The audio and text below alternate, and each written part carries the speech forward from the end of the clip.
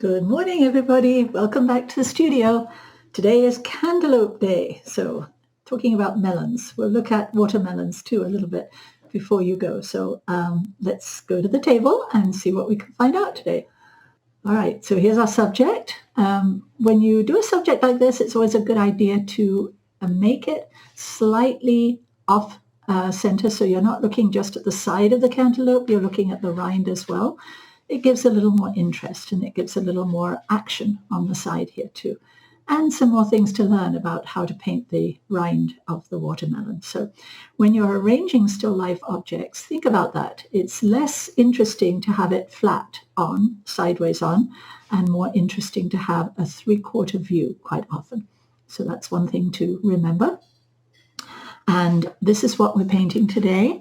We'll need tissues as usual, 5x7s. These are our skill building webinars. This is an interpretation of one of the slices that I put here. Another painting could be the melon and a sideways slice. If you have this open, it's okay to make that sideways on because now you have a nice interesting group. And that background could be painted much darker if you want to for option for interest. So there's another thought, another possibility. So we'll put that to one side. We don't need a really detailed drawing for this. We just need the idea of the pips in the melon at the top there and a shape for the outside, and basically everything else happens with paint.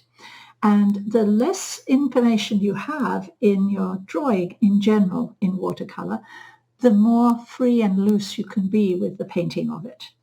Okay, so that's a good thing to remember too for in general. So brushes we're using today are number 10, number 8, number 6, and a flat brush, as we usually do for these small paintings.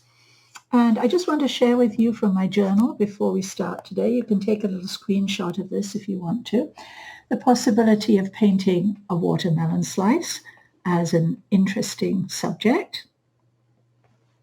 And that gives you the information here that you need to be able to paint it, if you would like to do that. And then a screenshot of this might help you too, because it gives you all of the information that you might not remember today of where we're putting all the different colors of paint. So take a little picture of those and you'll be good to go.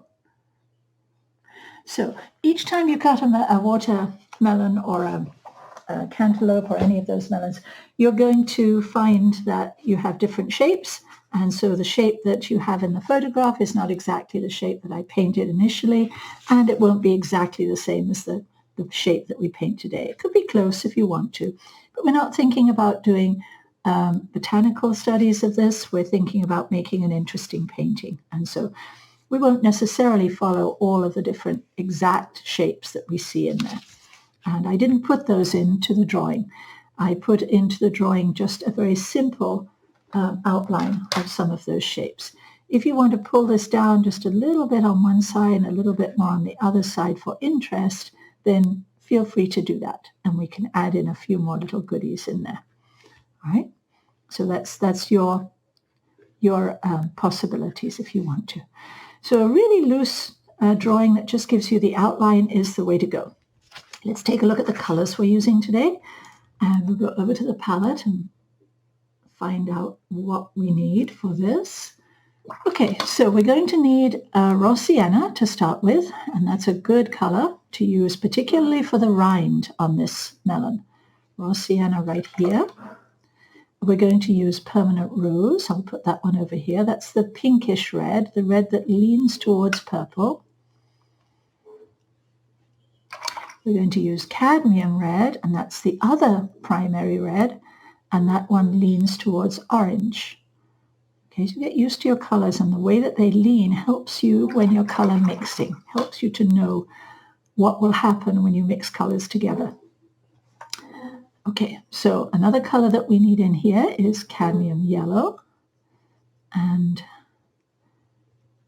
if you're hearing those little noises in the background, that's our house bunny moving his box around to tell us that he would like attention or treats. That's how he gets our attention, by making noises. Okay, ultramarine blue. is here. So we have cadmium yellow and ultramarine blue, and Prussian blue, the other blue on the other primary blue, is a cooler color. Ultramarine blue leans towards purple, just like permanent rose does, and Prussian blue leans towards green.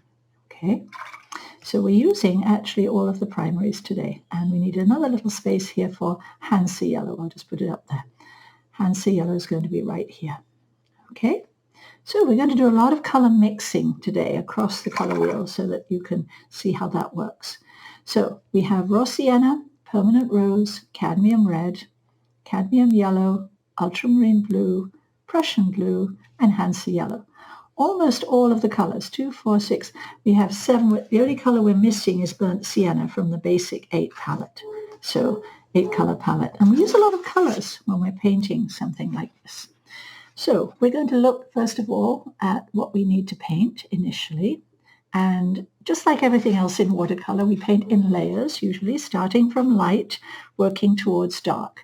And so the first layer that we're going to do is to fill in this whole area here with a nice wash of light orange. Okay? And so that light orange in this case is going to be made with Hansa yellow. We need a brightish orange, Hansa yellow, and permanent rose. Okay, I'm going to make a nice bright orange, Hansa yellow and permanent rose. And it's going to be about the same tone, or it's going to look just a little bit lighter when it dries, as the tape here. The tape gives us a good idea of how light or how dark the colors will be when they're dry. This does not have to be a very thick wash. Okay, it does not have to be, and a wash is just a term for the way that we apply paint in watercolor. Everything you do is a wash. It's a graded wash or a flat wash or a glaze, and that's also a wash of flat color. So that's just a general term for how we apply paint in watercolor. So this is where we want to go, just about here. Okay, this one's just a little too dark. This one is just about right. So I added a touch of water to that mix. So it's pretty juicy. Right? And test it against your tape and make sure it's a light yellow orange. Okay? Now, before we start to paint, we're going to have to deal with the fact that we have a soft edge here between the orange and the green. This little edge here has to be soft. Anytime you need a really soft edge like this, it's a good idea to paint one color next to the other color so that the two edges bleed together. So we're going to make up this green that we need ahead of time so that we have the two colors ready to go. Okay, now that green could be, when we look at the photograph, it's a cool green. Okay, it's not a warm green, it feels like a cooler green. So that green could either be made with cadmium yellow and Prussian blue, or it could be made with Hansa yellow and Prussian blue. And I'm going to use the cadmium yellow this time and add it to the Prussian blue, and we'll get a nice green tone there, just a little bit darker than that, maybe just a touch. There we go. And that's going to be the green that will be between the rind and the flesh. Okay, so that's cadmium yellow and Prussian blue for those two. So those two colors we need to have ready so that we can use them both while they're still wet. Everything dries so fast that we have to work quickly, and we have to have colors ready to go. So let's go in a little bit more closely so you can see what we're doing. There we go. And so what we're going to do is to paint this whole area here below this seed area for the time being. Maybe just push it up a little bit into that space, but we're not going to paint the seeds right now.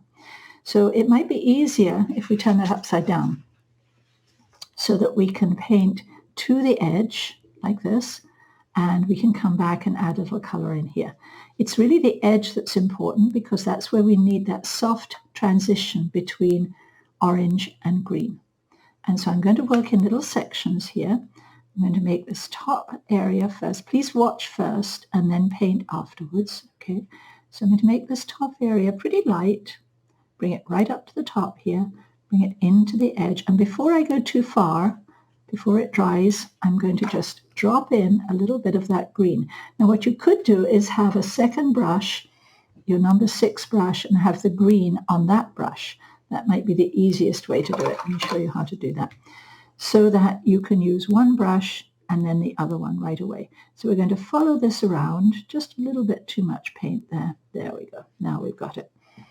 We follow this around. Sometimes there's a little extra bleed, but not too much. So I've got the orange on one brush and I've got the green on the other brush. And this is just our first light layer. Go just a little bit further up to there and drop in a little green. Now if you've got too much green, you saw what I did. I just went over here and I put my sponge, I put my brush on the sponge just to take away just a little bit of that paint. If you end up with a little too much green on your brush, which is what happened to me up here. Okay, a little bit more. And you can see how that bleeds out into the wet paint and makes that nice soft edge that we see. And this is really the only way we can do that. So we want to do that in this first layer. We could soften it later, but it's never as effective as letting the watercolor do what watercolor does best. And what watercolor does best is to paint itself if you let it. Okay, bring that round, right up to the edge. You know, there's a little white edge beyond that, which is the edge of the rind, and we'll deal with that later. I'm just going to add a tiny bit more color in here because that bled out and dried a little lighter.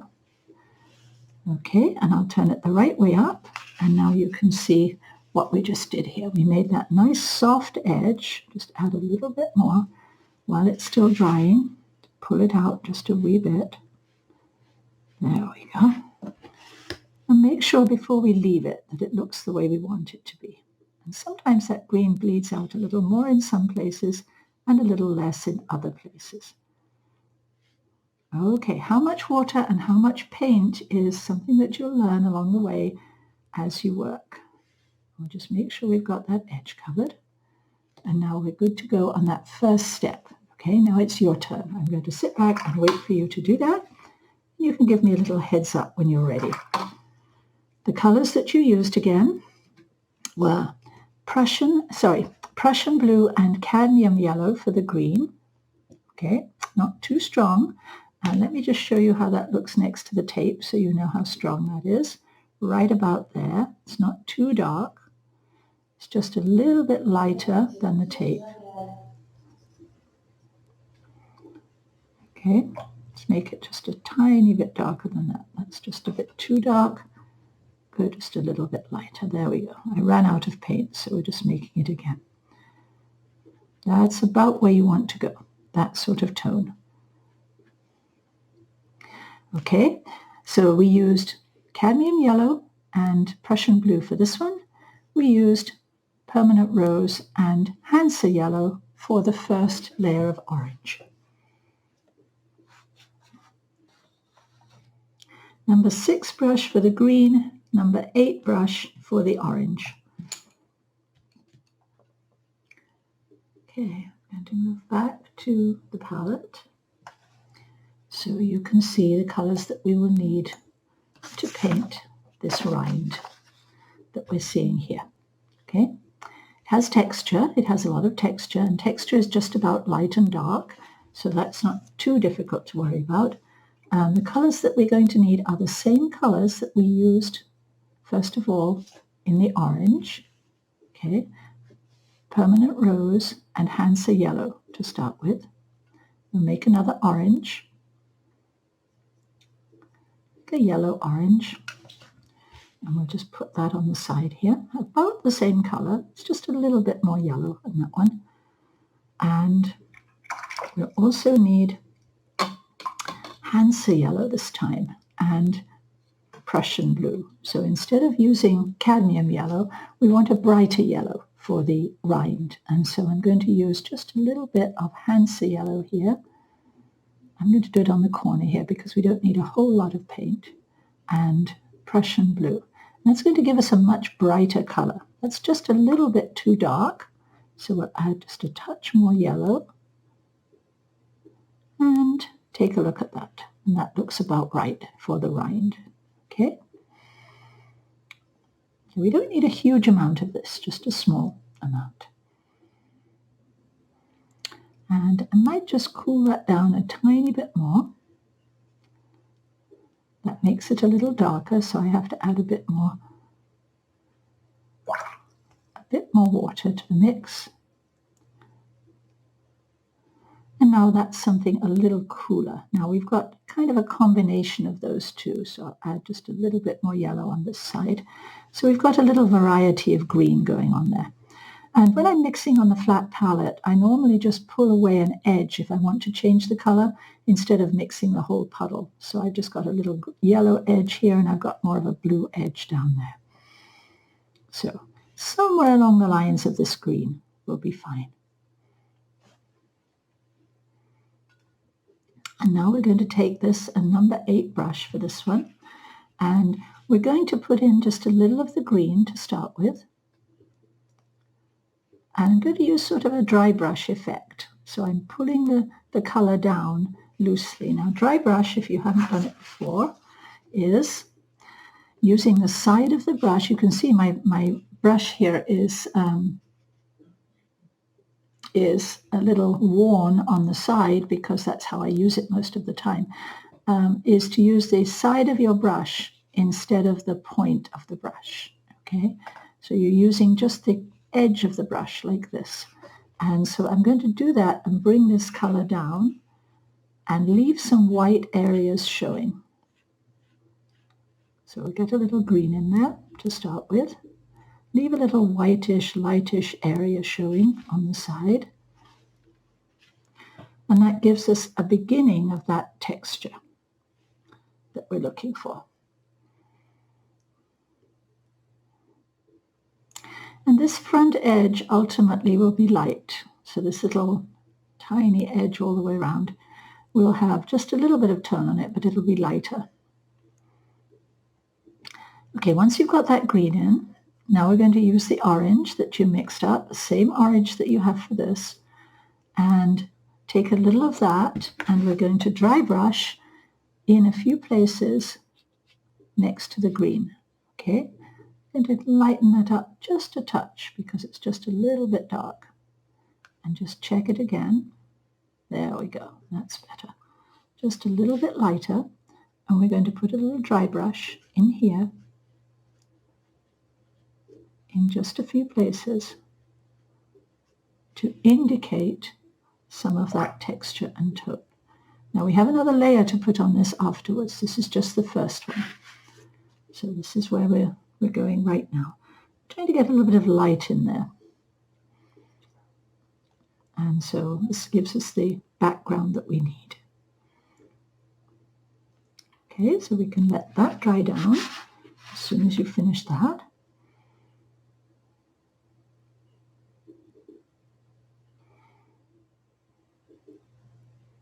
So what we're doing when we paint in watercolor is we're suggesting more often than not. So we're suggesting that these marks, these paint marks, could represent the subject, okay? And watercolor in general suggests better than it describes. Unless you want to do a botanical where you're really describing closely what you're seeing, it's a good idea just to suggest most things, because that way watercolor has a life of its own and it looks more interesting than if you try and force it into something that is finished, that photographic, if you like. Okay, so now we want a little raw sienna, not too dark, and we'll check that on the side here, make sure it's not too dark. Lighter than the tape, okay, little raw sienna. This is the color we're going to use for the seeds. So we're going to go back up to the top here.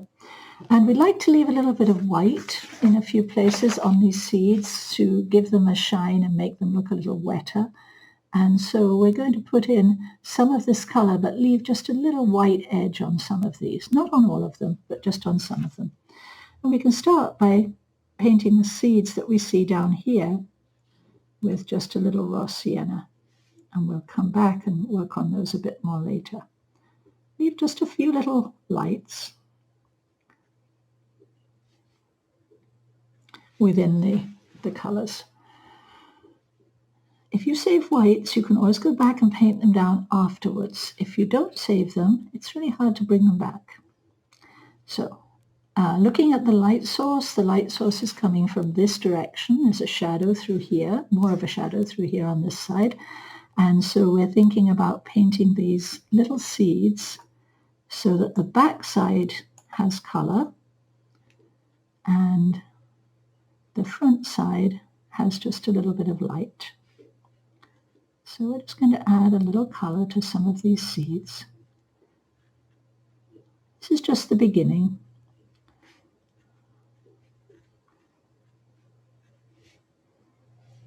And you can add more seeds. You can add a few seeds down here if you want to. I didn't put them all in, but they kind of stack is what happens. When you open the melon, you can see they're stacked in rows, right? And they're stacked in rows up here. And then they have a little flesh area that has some texture next to them. So that's kind of what we're working on here. Let's just make sure we have a little bit of light on each of those.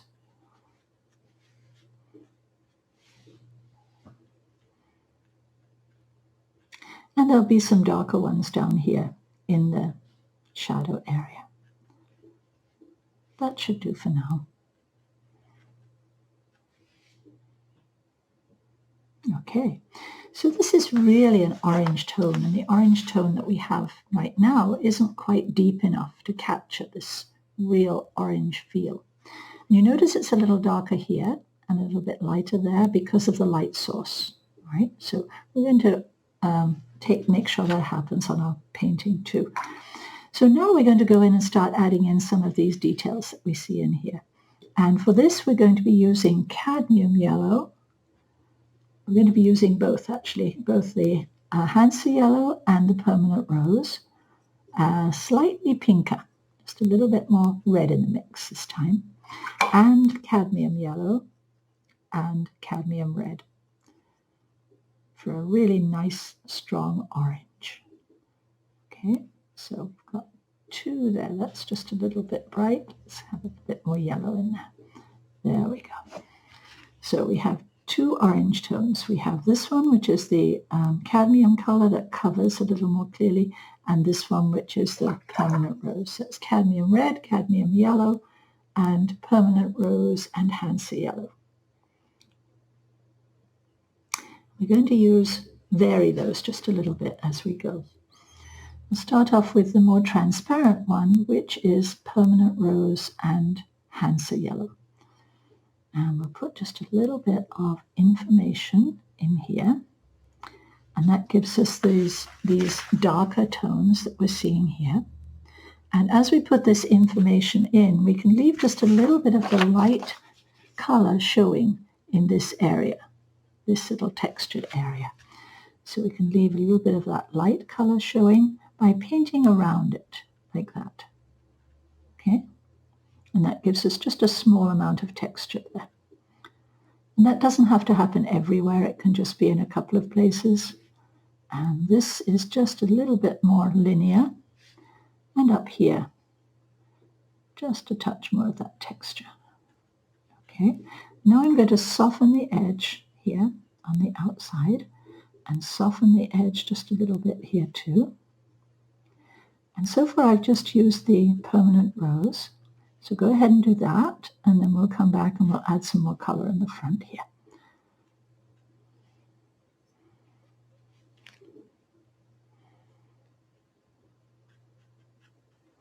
Just soften off that edge a little bit.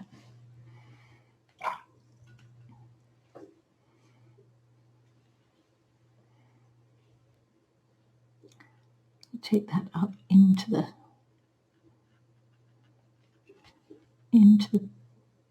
seeds a little bit.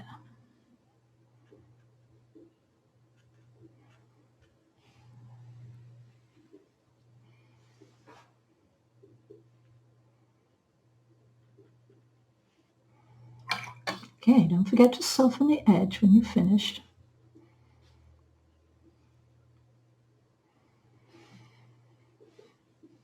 Now we're building up our tones, the lights and the darks of the subject. And so one tone depends upon another tone, and we don't know what the tones are until we get some of them in.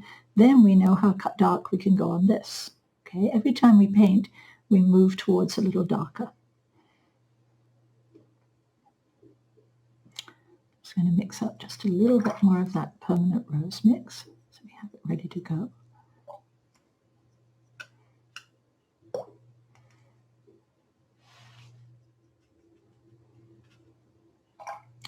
Now we're going to go just a little bit darker on this main area.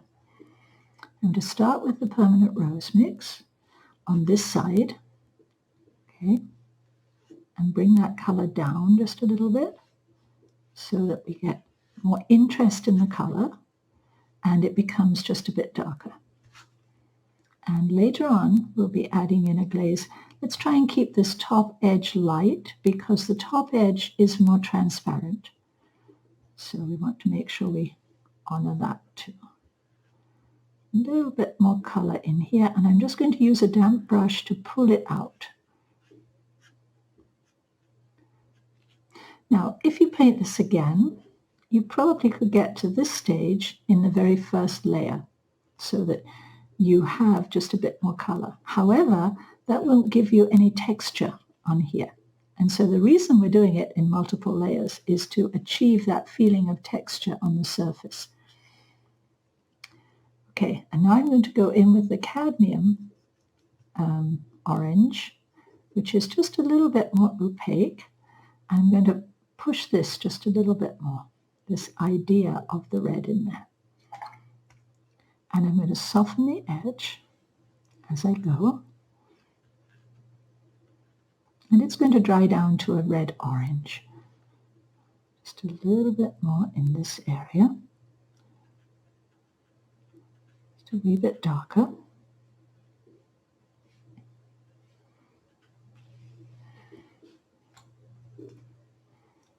And soften the bottom edge. And that will bleed into this front area pretty nicely. We have another one more layer to put on here afterwards. Okay, the soft edge is important.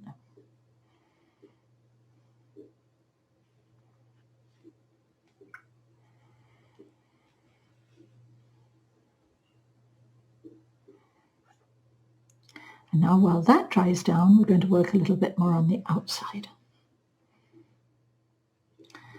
Now in this particular melon, if you want to, you can have a little fleshy area up here. I didn't draw that in, but you could draw it in and have that, which would be the same color as this. Or you can just leave it open like this, because oftentimes this is the way they look. So it's entirely up to you. If you'd rather draw in or paint in a little fleshy area, now's the time to do that. I'll put just a little bit in here so we can see. And stop it maybe right about there. So we can see that that little fleshy area is on the other side of the pips. And coming between a little bit. Okay, your choice. Gives a little bit more dimension if you do that. Okay, now we're going to work a bit more on the rind to make it a bit darker. Same green. This is the cadmium and the Hansa and Prussian that we're using here. This is the brighter green. I'm going to darken it down just a little bit. And this is the color I'm using right down here. Not too dark yet. We're just going to the next layer. But this is pretty bright green, and it's kind of a cool green. So it has just a little bit more blue in it. And we're just going to put a few marks in here. So it's almost like dry brush, but separate marks to indicate some of that texture on the surface.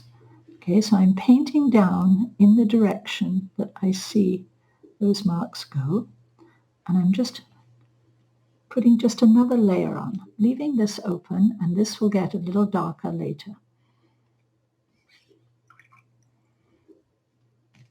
And you can see that I've painted over the edge here. I'm not too worried about that. We can figure that out later. Lift it up if you want to, a little bit later. Okay, while that's drying down, we can add a little shadow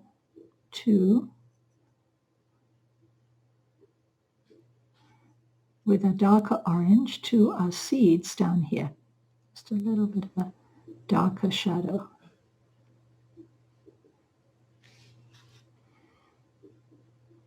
Just in a few places. And that'll make the seeds a bit more interesting to look at. We're going to put some purple shadows in there later.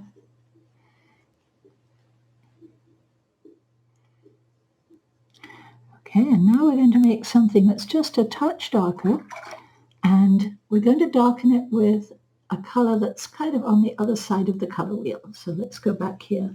This is the color that we'll be using for the shadows, and we're going to use it to darken the oranges as well. And this will be a purple made with permanent rose and ultramarine blue. That's a red violet. We don't really want a red violet. Go up a little bit so you can see that. We would like a blue violet, and so we're going to add a little more blue. Okay, a little bit more blue. Now, that's a fairly bright violet, and that's the color we can use for the shadows, but that's also the color that we can use to calm down or to darken the oranges and the yellows, because it's on the other side of the color wheel, not directly, but close to. So I'm going to put just a little bit of this into my cadmium orange here, and you can see that I can get a darker version of that orange, it's almost like a shadow. It makes the orange just a little darker and gives us a color that we could use as a shadow. It's like a brown, as a shadow up here. If we don't have burnt sienna on our palette, we can make it in many different ways. And this is one way. So we've used a little of the violet. This is kind of a middle of the road violet. It's not really a blue violet or a red violet. It's kind of in the middle, but it's a little bluer than it was. Okay, so we want that brownish tone, and that brownish tone is going to give us the color that we need to paint the shadows in here. Okay, and so the shadows are going to go deep down in these spaces between the seeds, behind the seeds, and in between the seeds. I'm going to pop in some of these little shadows.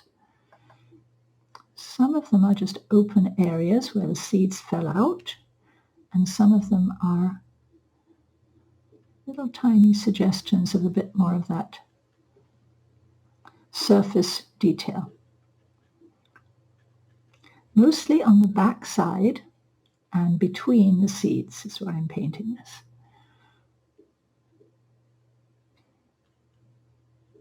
And what this does is it pushes the seeds down into that space.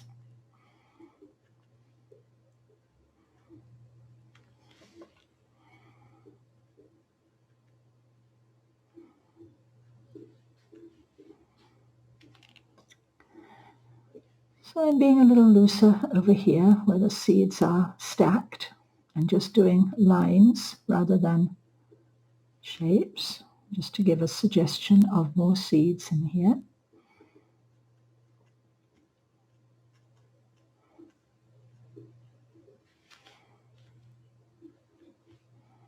And just a few little darker edges on this area might be a good idea. Just a little bit more of the seed on that side. So this is kind of down below. The seeds are sitting on top of this.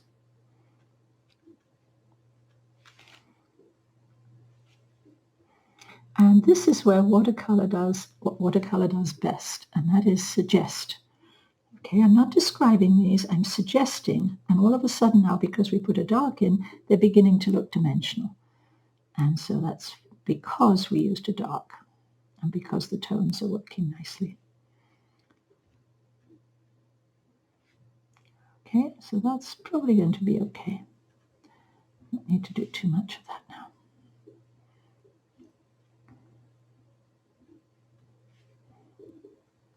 A couple of areas here where the seeds have come out and we don't see them anymore. Little holes. And that should do it. It's not too much on this side.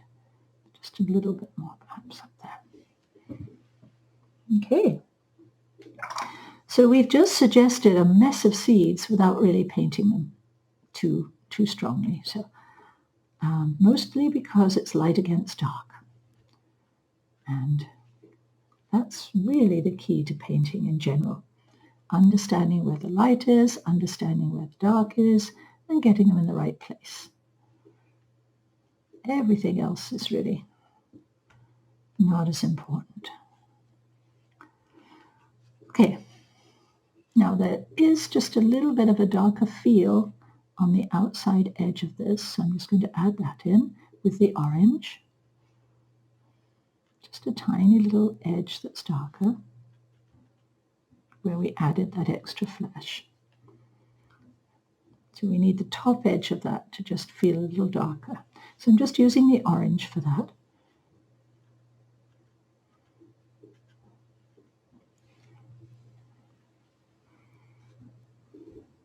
Okay. All right, now we will need to add another layer to this, but first of all we're going to go back here and darken where we need to darken in that. So we're using, I'm just going to mix it up here in this area. We're using Hansa yellow and we're using Prussian blue for this rind. Okay, make it just a wee bit darker, a little bit bluer, a little bit stronger. So it's just a little darker than the tape.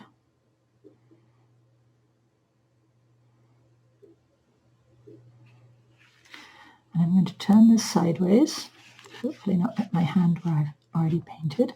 And now I'm looking at the subject, the source material, and I'm seeing that this area actually is actually darker, but it's going to be a little darker under there too. So we'll make this area just a little bit darker, and not in a solid way, okay, in a broken way, and leave that little light edge showing. That broken line that you're painting indicates the texture on the surface of the melon. We're going to leave this area lighter, and we're going to come down here and do just a little bit darker throughout the edge here. And I'm just touching on, following the direction of the form, touching on little marks of colour. And by doing that, and by having those different colours in there already, it helps us to see that texture. Okay, just leave this area here just a little bit lighter. And I'm going to go just a wee bit darker up here, another layer up there, and a little bit darker down here. Another layer, almost solid down there. And that gives us a really nice feel for the texture. It's not exactly the same as the texture, but it's a nice kind of feel of what's happening there on that side.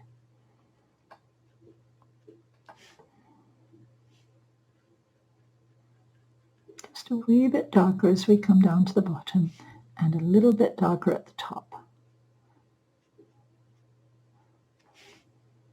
And by doing that, we get that feeling of roundness. And some nice brighter colours there.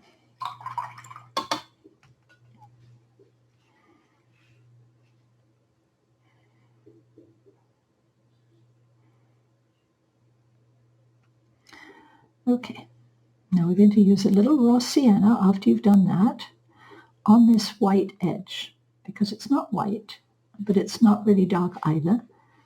And then we're going to come back in a moment and put a really strong dark line on the inside of this. Just a tiny touch of raw sienna all the way through there. Okay, so that this is no longer bright white. Now it's just slightly less than white.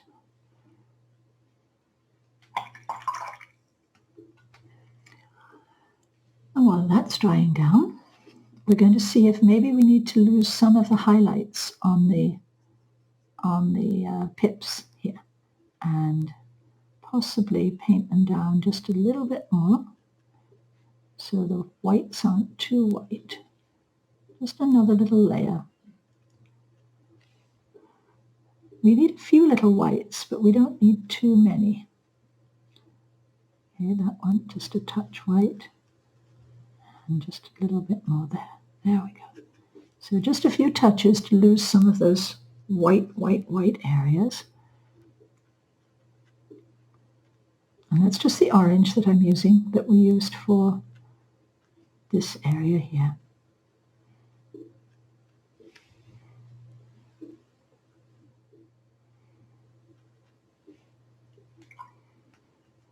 Okay, I think we're good to go on that. So I'm thinking shapes when I'm doing this. I'm looking at shapes of the seeds, and if you look very closely, there's no detail here, it's just marks. Okay, I haven't painted each seed. I've just painted marks between and around the seeds. Okay, so it's just marks. It's not detailed, but it looks detailed because of the tone. Okay, next stage. We've got our purple. We know how to make a darker brown. Our purple is also going to give us the shadow that we need, the shadow color. And this is just a little too wet to do that right now, but it's actually dry enough that we can do our dark green. So hold on to the purple for the moment, and we'll make a nice dark green. And it's a blue-green this time. And it could be either yellow. It doesn't really matter, but I'll stay with the Hansa yellow for this one. But we want a nice dark blue-green. Let's see if that's going to work for us. Using quite bright colors today. And what I'm looking at, that I'm going to paint, is this dark layer down here, this dark edge. And it's just a little more muted than this. And so normally we would, if we wanted to mute a green, we'd add in burnt sienna. Well, we don't have burnt sienna. So we'll add in just a little bit of orange, which is like burnt sienna. And that's going to tone it down just a bit for us. And let's have a little bit more of that orange so we can use it to tone it down. There we go. So if we add a little of this into the green, it's going to tone it down, add a touch more blue, and now we get something that's just a wee bit more neutral, not quite as bright. So we still have a nice dark green, but now it's a little duller. Okay, so we're ready to go on that, and the raw sienna should be dry easily by now. I'm turning it upside down because it's easier to make this dark line upside down. And this dark line is actually the edge of that bleed area. And so what we're going to do is we're going to pull it in like this, and then before we finish, just pull it out a little bit more, we're going to take the number 6 brush and just pull it out along the edge like that, just to soften it slightly. Okay, just block that area. So we'll paint it on, and you can use a number 6 to paint it on if you prefer, and a number 8 to pull it out. It doesn't really matter. But we need it to have a slightly softer edge than happens when we paint a line. There we go. And again, if you're going to do this again, you could do this in the first layer, but it's a little scary because you don't know how dark to make it until you get more paint on the paper. So a couple of layers is fine. All the way around. Do a couple of inches before you stop to soften it. And that way it won't dry too fast.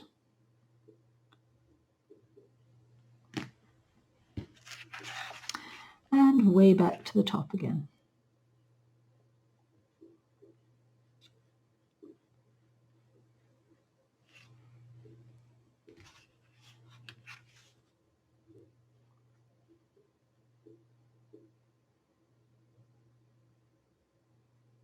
There we go. Just a little bit more in there.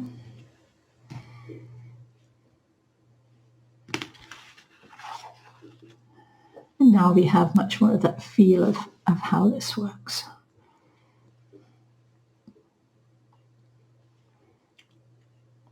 That comes out just a bit more towards the top here.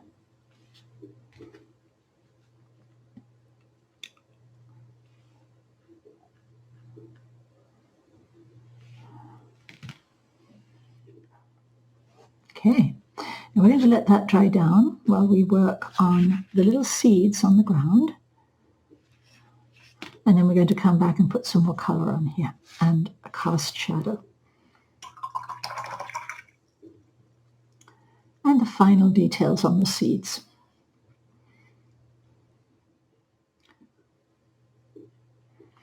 Okay, so I'm just mixing up a little bit more of the Hansa Yellow and Permanent Rose mix. And what happens when you take the seeds out of here, or when they fall out, is that they usually bring some of that flesh with them, and so they're not just separated like this. And so I'm going to add in just a little bit of that orange underneath the seeds and let it kind of flow out a bit. And that's the indication of some of that juice and the fleshy part. And now, while that's still wet, I'm going to drop in a tiny little bit, use a number 6 brush for this, of that purple that we just made into that orange underneath the seeds. Just a little bit too strong there. Let me just add a little bit less water. There we go, a little bit more water. This gives us a little shadow underneath. So underneath each seed, just a tiny little bit of that purple shadow, and it connects with the orange and makes a little mess, which is kind of what happens when they come out of the melon. I'm just going to fill in those seeds just a little more. I'm going to do the same thing over here. Add just a little orange in a few places. And a little shadow underneath. And the orange and the purple mix together a bit and make that interesting shadow shape.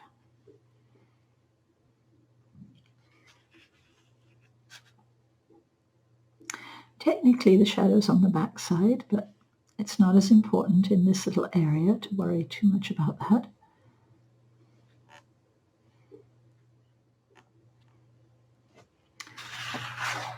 Okay, once you've done that, and you can add a little darker later to that if you want to, we're going to work on this little cast shadow that we see here that goes out to this side. I'm going to have a little bit of shadow on this side too, and run it along the edge and have it go out to that side. And so we're going to pull it through here and pull it out here just a little bit more. Take it up just a wee bit more on that side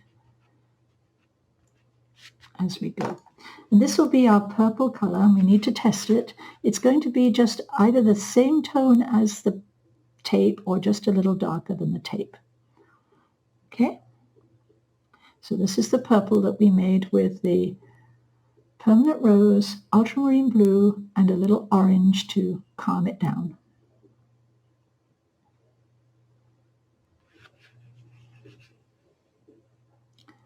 All right. And once you have your purple in, then you're going to start with the idea of painting this shadow from the middle here. And you can make it pretty loose. It doesn't have to be perfect at all. It's a nice bright tone. And right away, I'm just going to soften that edge a little bit. And then I'm going to take it out into this direction.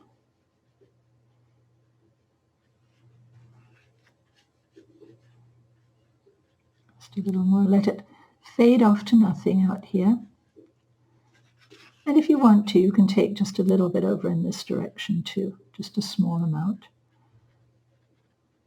A little bit lighter. Take it up nice and tight to the edge.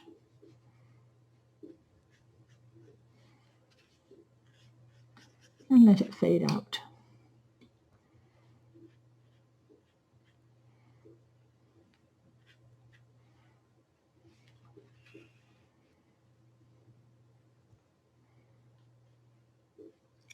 These cast shadows, usually you get one shot at making them, and so just make sure you've got what you want. Never so good to come back and fix those again, but we will put a little dark line underneath before we're finished. Okay, so all of that was happening while we're waiting for this to dry, and now we can go back in and add some more color onto the melon.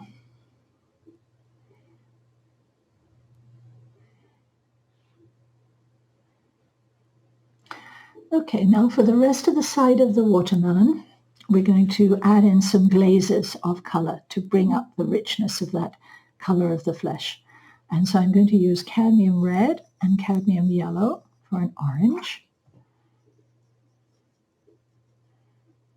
And one of the advantages of the cadmiums is they sit on top of other colors really well. And so I'm going to make it a little bit more of a red-orange tone rather than an orange tone.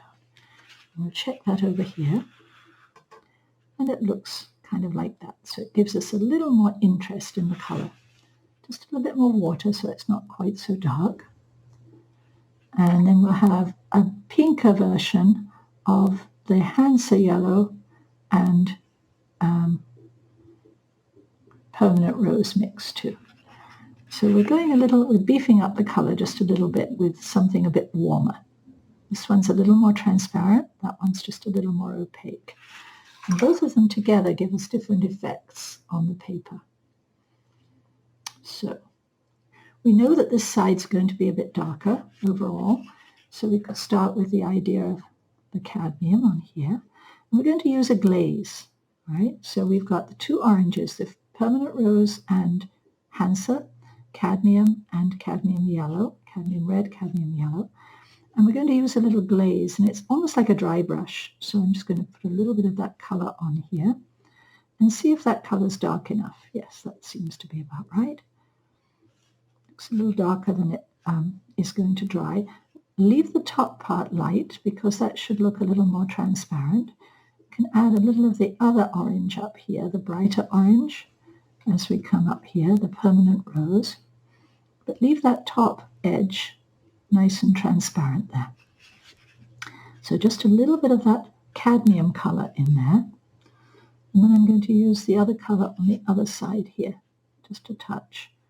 The permanent rose color. Again, leave the top edge light and just pull that across and add in just a little cadmium down here. But don't fill it completely because we want a feeling of texture on the surface. Okay, we want to get that feeling that it's not flat, it's different. Different here, different there. Just a touch more color in there.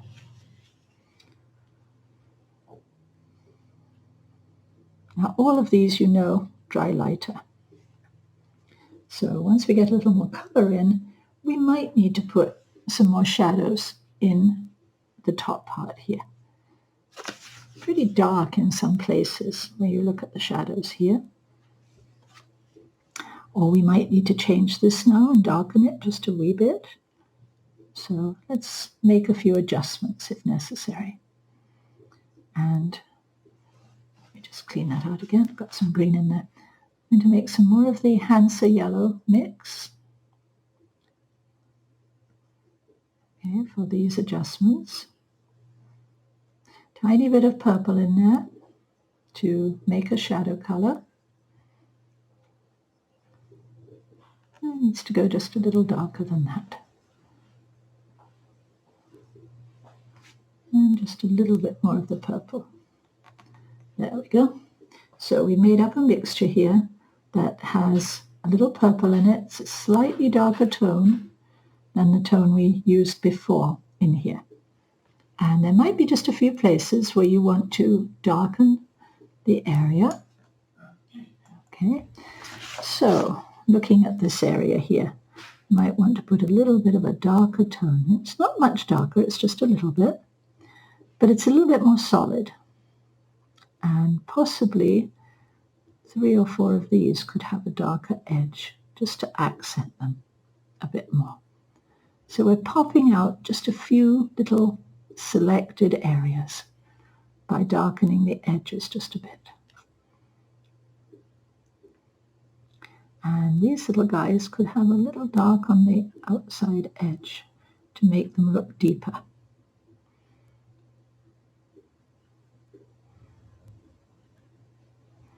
Same thing there. And same thing here. So it's just a few little touches.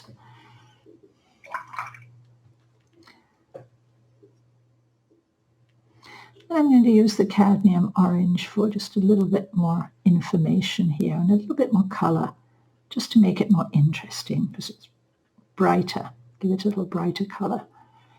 Just a touch of the cadmium red orange there.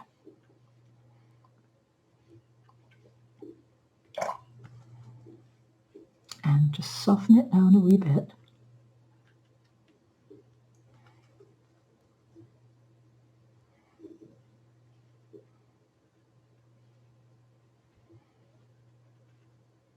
Great, and then get that back edge just a little bit more red as well if you like.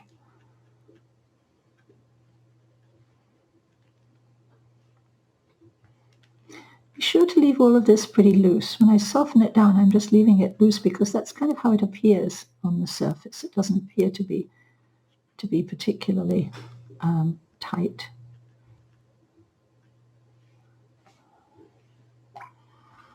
Okay, we're getting pretty close to finishing this one now. So we need a little dark line. Anytime you do a still life, you need a little dark line underneath where it sits on the ground. And so I'm going to add a dark line, and it should be a warm dark. So let's see if we can make a warm dark with the colors that we have.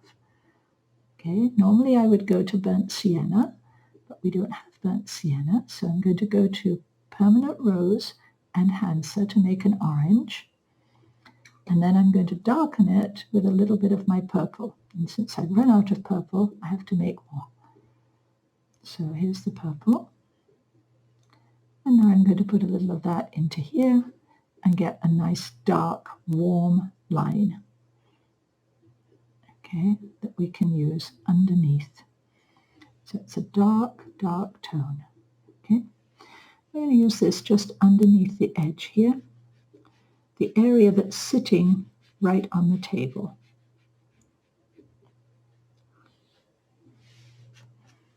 Let me pull that back so you can see what I'm doing a little bit more clearly. Right under here. And it's almost like another shadow under there. And then when you've put it on as a line, you're going to soften it down into the shadow.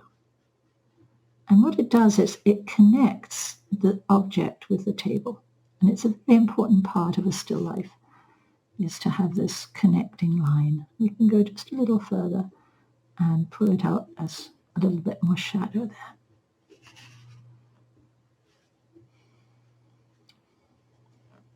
And usually that line will be a warm tone as opposed to a cool tone.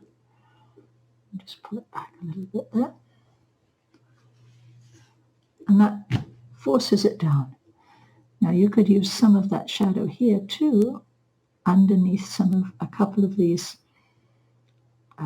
seeds that are on the ground if you want to. That slightly darker tone to just separate them a bit.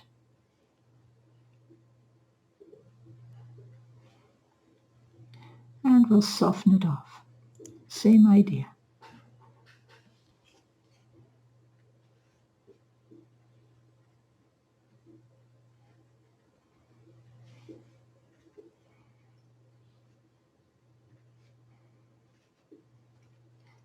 A little bit more color on those seeds, I think.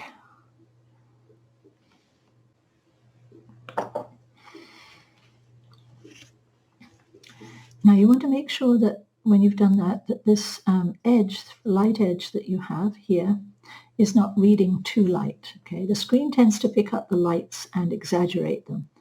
So I have raw sienna on here, but down at the bottom here, I'm going to put just a little bit more green on that edge, just to pop it down into that space a bit more.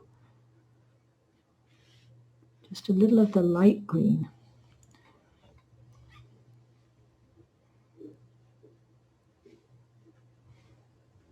And we'll leave the raw sienna on this side and this side. And you might find, before we finish, that you need to darken this green down here just a little bit more, down into the shadow space. And right up here too, just a little bit more, because that faded out just a bit too much. So darkening it usually makes it stronger,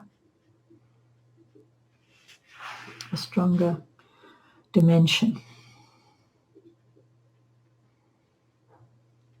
And we're still using that mark process so that we can maintain the texture that we see on the surface of this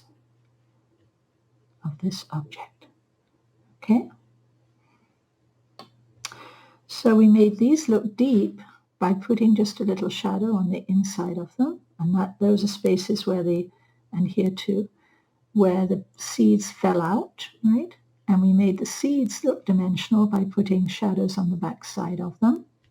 And you could do a little bit more of that if you want to. I think we're okay with that. This one maybe could use just a little bit more, so you can check yours and see if you might need to add a little bit more of that. I think we're pretty good to go on that. Now, if you want to finish it off as a painting, you can also always take a little of the color that you've got in the painting and add it in. We don't need to do too much to the corners here because the corners are occupied with the seeds. But in the top corners, I'm just going to add a little bit more purple. So let me make that purple up again, just to show you how to finish it off if you want to. It's just a very, very light version, really light version of that violet. And kind of a middle of the road violet. Let's come out so you can see what I'm doing. There we go. And it's really pale. Okay, so when I put it on the paper, it's hardly there. A little bit paler than that even. So it has a lot of water in it. There we go. So it's hardly there. So one way to finish off a subject like this is just to address the corners of the format. Go in just a bit more closely. And we just put a little bit of dry brush in here, like that. And then just soften it down with a damp brush. And what it does is it just adds a little atmosphere up there. And this is an option. You don't have to do this if you don't want to. It just gives a little tiny bit of suggestion of finish on the corners there. Do this sometimes when we paint light subjects like shells, where we really don't want a big background behind them, but we want just a little color that connects with the colors that are in the painting. It's just the tiniest amount of color in here and just softened off into the background. Just acts as a tiny little bit of connection. And then when you take off the tape, you'll see that it finishes off that corner edge just a bit more than leaving it white.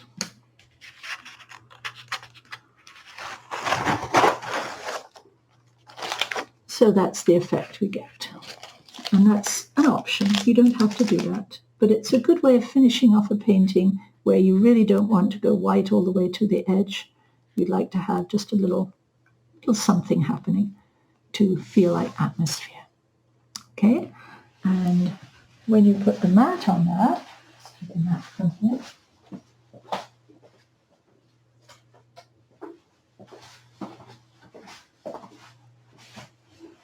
You'll see that that also gives a little interest when you frame it. You add a little mat to this. You've got a similar interest in the corner. Okay, this one's just a little small, but you have the idea. Okay, so I think we're just about finished with that one today. It came out really nicely. Before we go today, though, I think I just want to talk to you about painting a watermelon. So I'm going to show you back back to the journal and you can see how you can do a slice of watermelon in a similar way and have a nice interesting painting from that. A series of these for your kitchen would be really lovely. The watermelon goes vertically. So let's go back and look at that. All right, so we looked at this at the beginning. And so if you're going to paint this, you want to use complementary colors in the background. So this is a blue-green made with Hansa yellow and Prussian, and it's a very light blue-green. And you want to make sure that you have a slice of melon that has a little dimension. So it should have a shadow side and a light side. And what we did on the cantaloupe is exactly the same as you do on the watermelon down here. That soft edge where you paint the dark green in first and let it bleed into the white area. And then the texture of the watermelon is made with strokes of paint on top of each other. So there are about 3 layers of paint here. Make the edges really loose. Nowadays it's hard to find watermelons with black seeds in, but there's no reason why you can't add black seeds to a watermelon that doesn't have them. The dark red is made by adding just a little bit of blue to the 2 reds, ultramarine blue to the 2 reds, so that you can darken the red a little bit on this side. And if you're going to add the black seeds, can you see how they have a little highlight there? The highlight's important, and you can pop that in afterwards with white gouache. And so that makes it more interesting. The seeds that aren't black are raw sienna in color. So they're just toned, but not too much. So that's kind of a fun idea. So it's a little triangle on its side with a rounded base and a little side here. Okay, and just cut off, and that might be a nice one for you to do. This one has a light side and a shadow side, so the shadow actually goes in this direction onto the shadow side. And I didn't worry about a table edge, not necessary for that. It's a statement all by itself. It doesn't need to have a table behind it. So that's another possibility that you could try. So even without the melon in front, you've taken hopefully a screenshot of that, so you have all the information here. Tells you exactly what you need to paint it with, and the cantaloupe colors are down here too, so that helps for you to remember that as well. So we're just about done with that today. I hope you've enjoyed painting that subject, and I hope to see you back again to paint some more different subjects. So thank you for joining me in the studio, and I will look forward to seeing you again. Bye for now.